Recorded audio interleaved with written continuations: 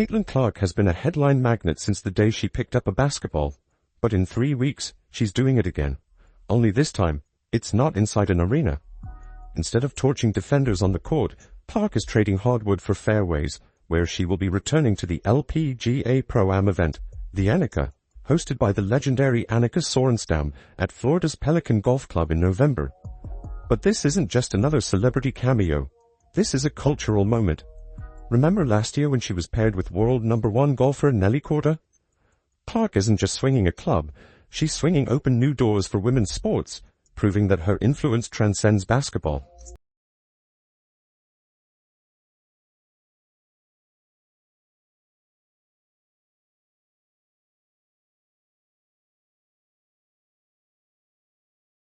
And what's fascinating isn't just that Caitlin's there, it's how the LPGA is handling it.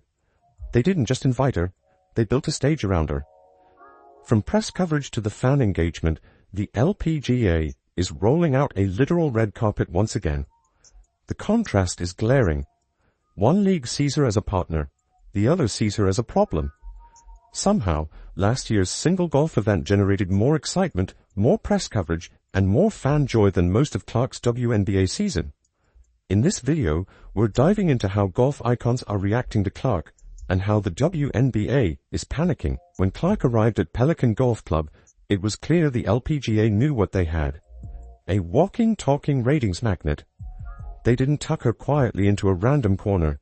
They paired her with the best golfer in the world, Nelly Korda. That wasn't coincidence, it was genius marketing. By linking the LPGA's biggest star with basketball's biggest star, they created an event that transcended both sports. The buzz was immediate. Even before Clark teed off, you could feel the anticipation ripple through social media. This wasn't a novelty act, it was an alliance of excellence. The LPGA milked every second of it, and rightfully so.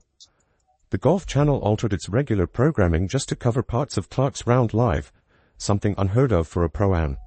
Even just seeing the national media members that have arrived here, the basketball media that's here to cover Caitlin Clark, and what's sure to be a really special day in the women's game tomorrow. Clips of her drives and putts flooded Twitter, TikTok, and ESPN highlights within minutes.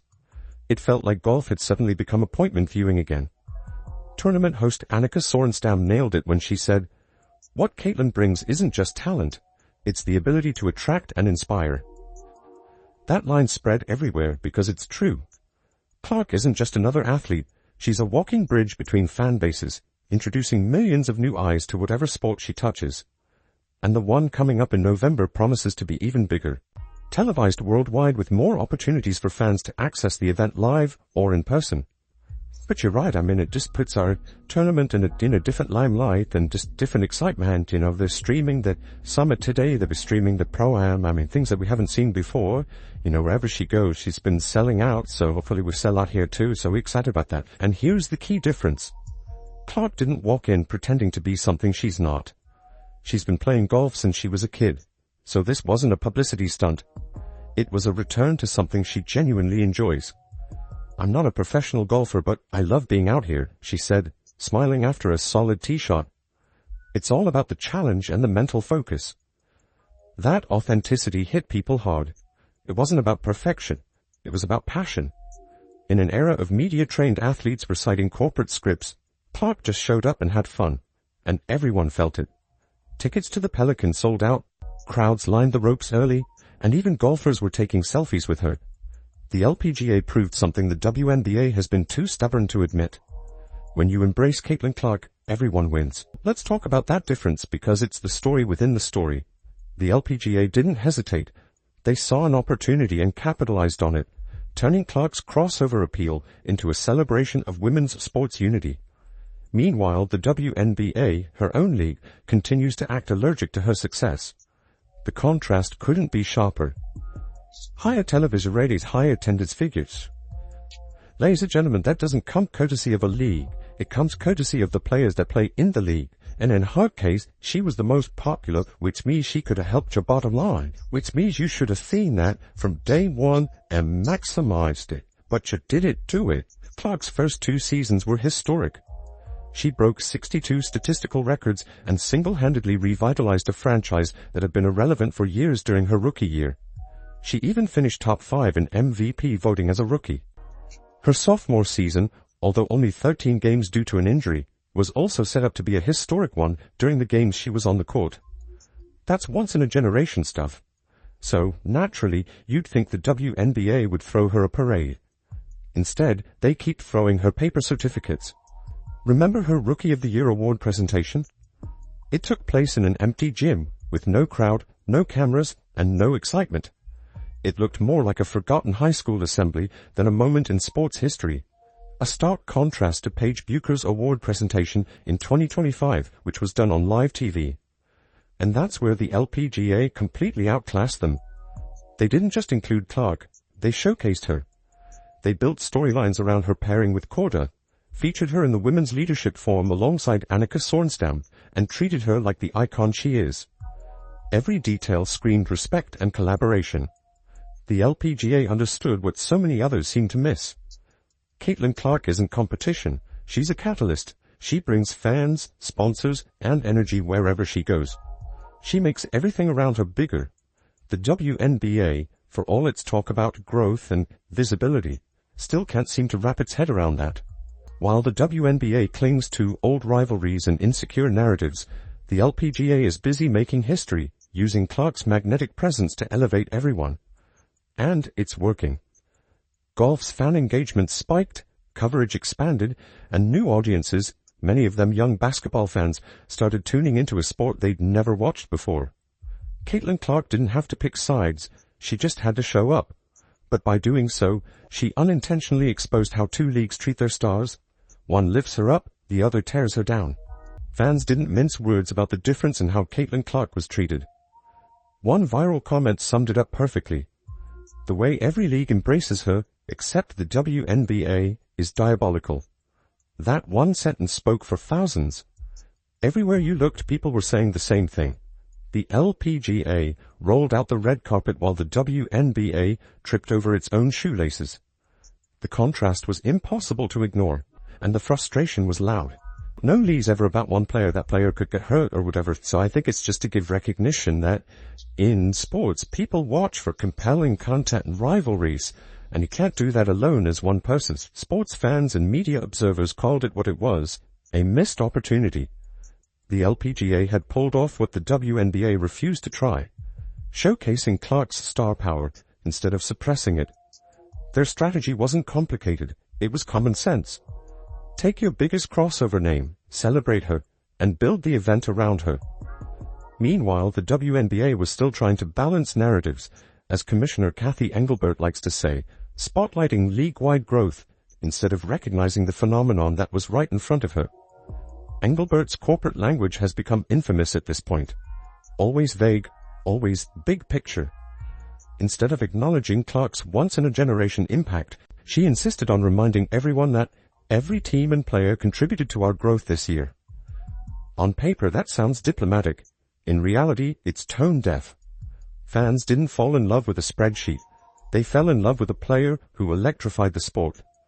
The Caitlin Clark effect was the spark that turned casual viewers into die-hard followers. The LPGA saw that. The WNBA still hasn't. Everybody talk about other in the WNBA players not being appreciated. Nobody insulted them. Nobody dismissed their contribution. We were simply saying despite the contributions for years and years and years, a lot of people didn't care. Fair enough. Until Caitlin Clark came along. By fully embracing Clark, the LPGA demonstrated a masterclass in how to celebrate star athletes without diminishing the rest of the field. They understood that Clark's appeal doesn't stop at basketball. It transcends sports entirely. Her presence made the event bigger, brighter, and more inclusive. By giving her a stage, they not only boosted golf's visibility, but showed what happens when a league understands how to harness momentum instead of smothering it. That's the difference between growth and leadership. Growth is numbers. Leadership is knowing what to do with them. The LPGA didn't just acknowledge Clark's success. They created moments. They turned her participation into an experience that fans wanted to be part of. That's how you build lasting engagement. And Clark gave them everything they could have hoped for. When she stepped onto the course at the Annika, it wasn't just another day in sports. It felt like a celebration. The atmosphere was electric, and the respect from the world's top golfers was immediate. Yeah, you're right. There's been a lot of pressure. A lot of people looking at her, and, when you set the bar high and continue to move that bar, people are always going to try and push you down and take you down in different ways and getting criticized, but she's just handled it so well, with such poise and such class, and just keep moving, setting records and doing things that have not been done before. And that's just, to me, is obviously very inspiring, but it motivates a lot of women to be able to reach their full potential. And, she's so young too, and who knows what her future will be, but she's just starting out with a bang, and I'm sure she's going to continue. So we're excited to have her here. And tournament host Annika Sorenstam, the woman whose name defines the event, couldn't stop praising her. We're thankful she's here, Sorenstam said. She's been the one, other than Nelly, to bring so much attention to women's sports. Coming from one of the greatest athletes in history, that's not a small compliment. She admired Clark's composure under pressure, calling it inspiring to see someone handle the spotlight with such grace while continuing to push boundaries.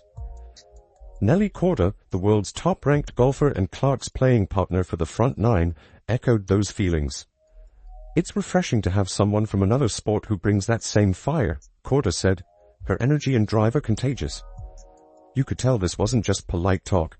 It was genuine admiration from one elite competitor to another. Even LPGA veterans got caught up in the excitement.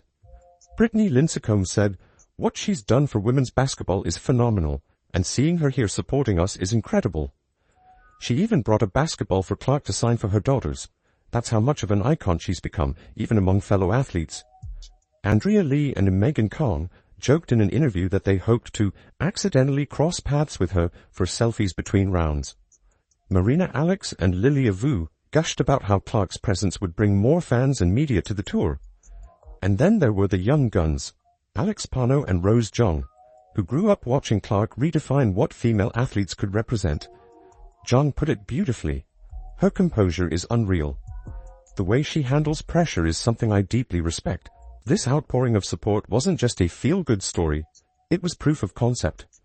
When you give athletes like Clark a proper platform, they elevate everyone around them. They create crossover appeal, uniting different audiences under one message. Women's sports are worth watching. The LPGA got that instantly. They didn't see Clark as a competitor for attention. They saw her as a collaborator for progress. That's what makes the LPGA's approach so brilliant. They didn't treat Clark as a guest star. They treated her as part of their community, as someone helping to lift all boats. Her participation wasn't just about golf. It was about showing how sports can intersect to grow together.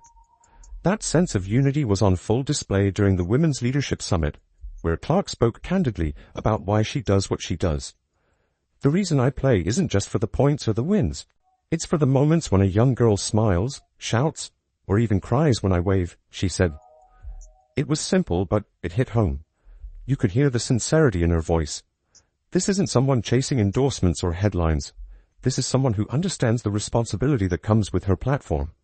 That's the reason that you play. It's not because of the wins and the points you score. It's the amount of joy that you can bring people, and the young girls that will one day grow up to hopefully, be whatever they want to be and get to talk about those moments too.